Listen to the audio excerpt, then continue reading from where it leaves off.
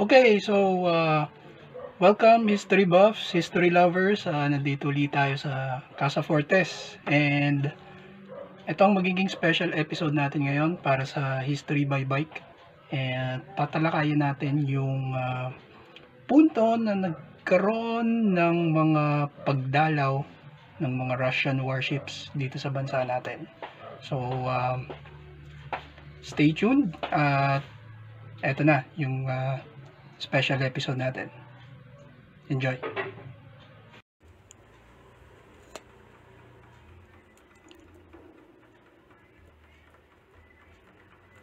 Port Arthur. On the 8th of February 1904, destroyers of the Imperial Japanese Navy launched a surprise attack on the Russian Far East, anchored in Port Arthur. 3 ships, 2 battleships, and a cruiser were damaged in the attack. The Russo-Japanese War had thus begun. Japan's first objective was to secure its lines of communication and supply to the Asian mainland, enabling it to conduct a ground war in Manchuria. The Battle of the Yellow Sea. Both squadrons of the Russian Pacific Fleet would ultimately become dispersed during the battles of the Yellow Sea, where Admiral Wittgeft was killed by a salvo strike from the Japanese battleship Asahi on the 10th of August, and the Ulsan on the 14th of August 1904. What remained of Russian Pacific naval power would eventually be sunk in Port Arthur. Because of those developments, the Russians considered sending part of their Baltic fleet to the Far East.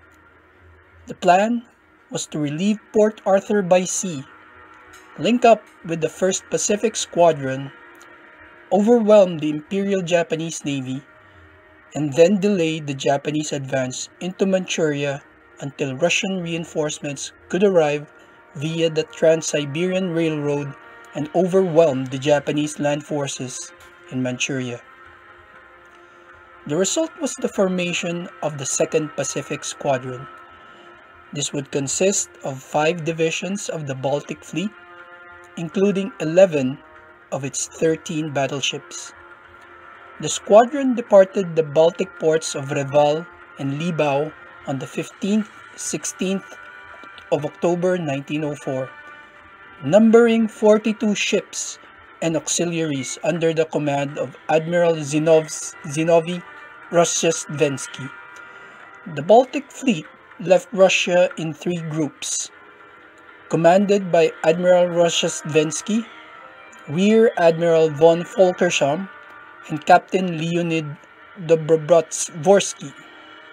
Later, illness incapacitated Volkersham, and his eventual death just 3 days before the Battle of Tsushima promoted Rear Admiral Nobogatov to de facto command, the de facto second in command of the fleet. The Battle of Tsushima on May 14, 1905. On that fateful day, 50 ships of the Russian squadron entered the Korea Strait. When the Japanese cruisers opened heavy fire on the Russian transport ships, the Aurora, together with the flagship Oleg, entered the battle.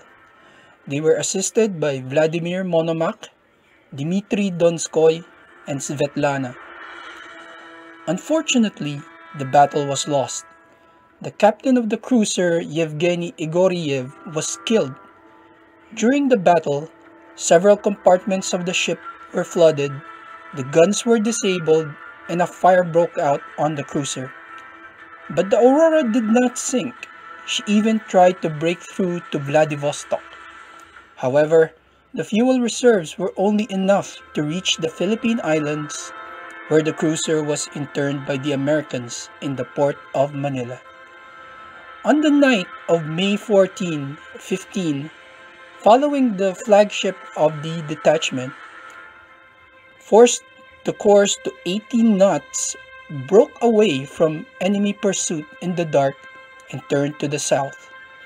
After several attempts to turn north, repelling torpedo attacks by Japanese destroyers, two ships of the detachment of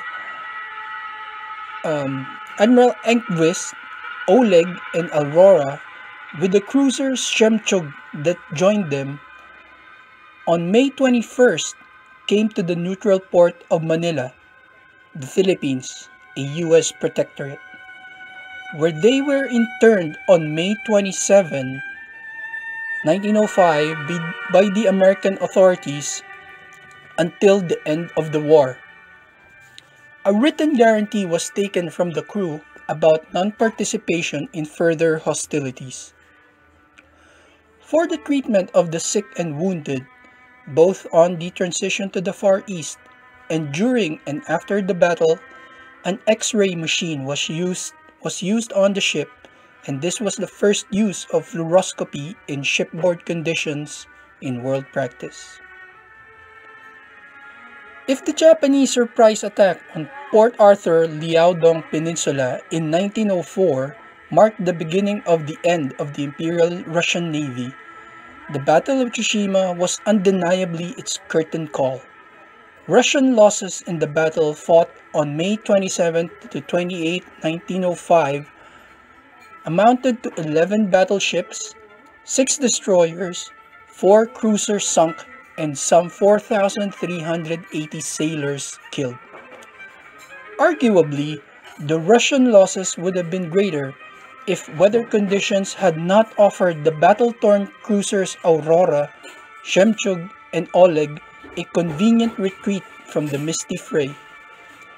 8 days later, the ships hobbled into the Cavite Naval Shipyard in the Philippines, seeking medical assistance for its beleaguered crews.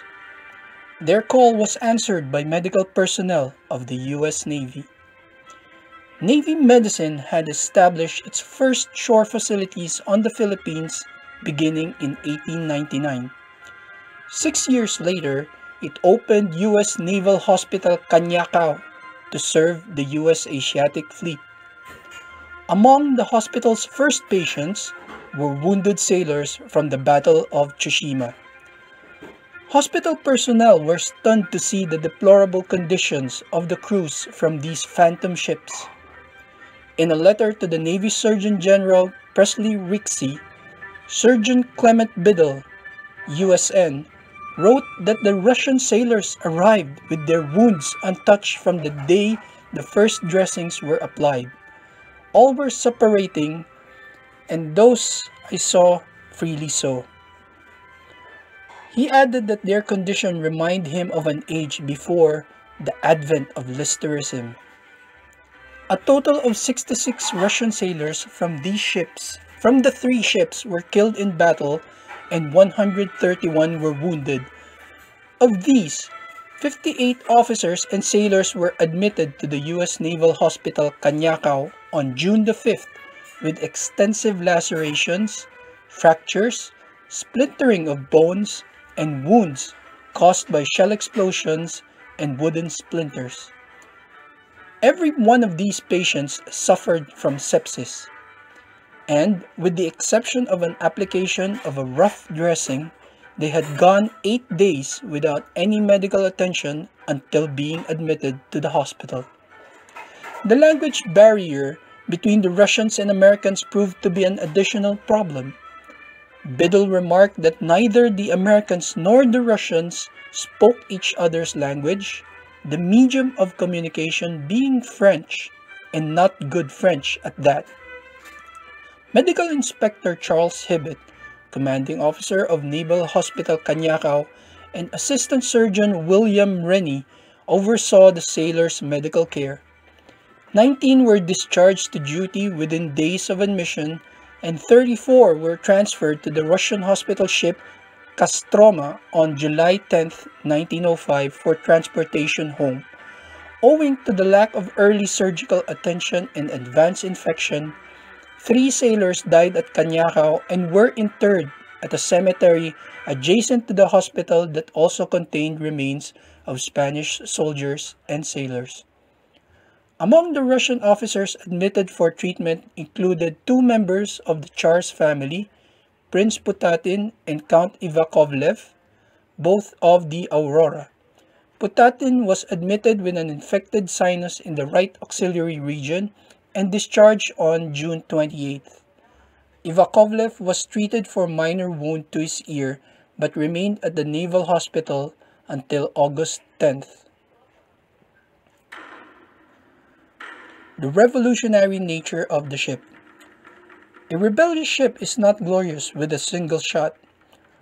A few years before the historical events of 1917, in 1905, the disarmed Aurora was in the port of Manila under the control of the Americans after the Battle of Tsushima. The Philippine Islands turned out to be a prison for miraculously surviving sailors, forced to eat rotten food, unable to contact their relatives, seized by a brewing outburst of anger. They managed to raise an international signal on the mast, symbolizing the beginning of a riot, which led to the arrival on board of local police and port officials. The Aurora crew put forward their ultimatum: improved nutrition and immediate distribution of letters addressed to the sailors. The conditions were accepted by the Americans, but immediately led to a new outbreak of rebellion. Opened envelopes and red letters finally informed the sailors about the horrors of Bloody Sunday.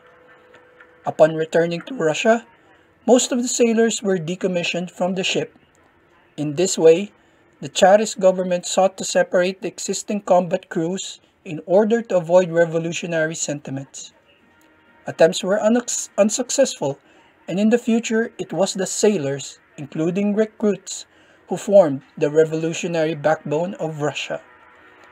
Only on October 10, 1905, after the end of the war with Japan, the Andreevsky flag was again raised on the ship. The Americans released the cruiser to their native shores. In 1906, the Aurora returned to the Baltic, becoming a training ship for the Naval Corps. The Russo-Japanese War was the low point in the history of the Imperial Russian Navy.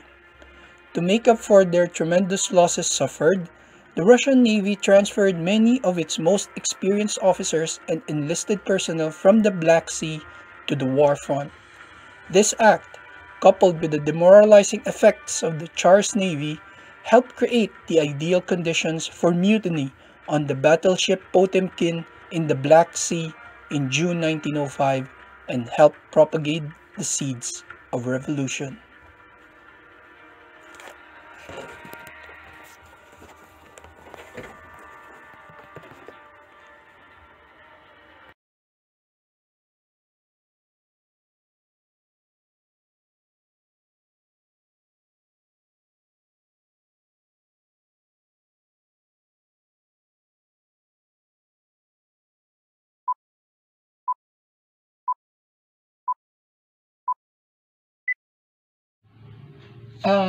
So dito na lang muna natin tatapusin yung episode natin. So ito yung special episode na ginawa ko para magbigay ng kaalaman dun sa history ng mga Russian warships na nagpunta dito sa bansa natin nung year 1905.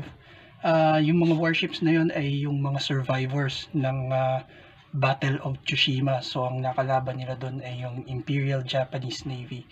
So isang malupit na pagkatalo ng mga Russians yon laban sa mga Hapon. So doon na nag-umpisa yung rise ng naval power ng Imperial Japanese Navy. So sana nagustuhan niyo yung video at paki-like, paki-share, paki-subscribe yung channel. And this is History by Bike signing off again from Casa Fortes. Thank you.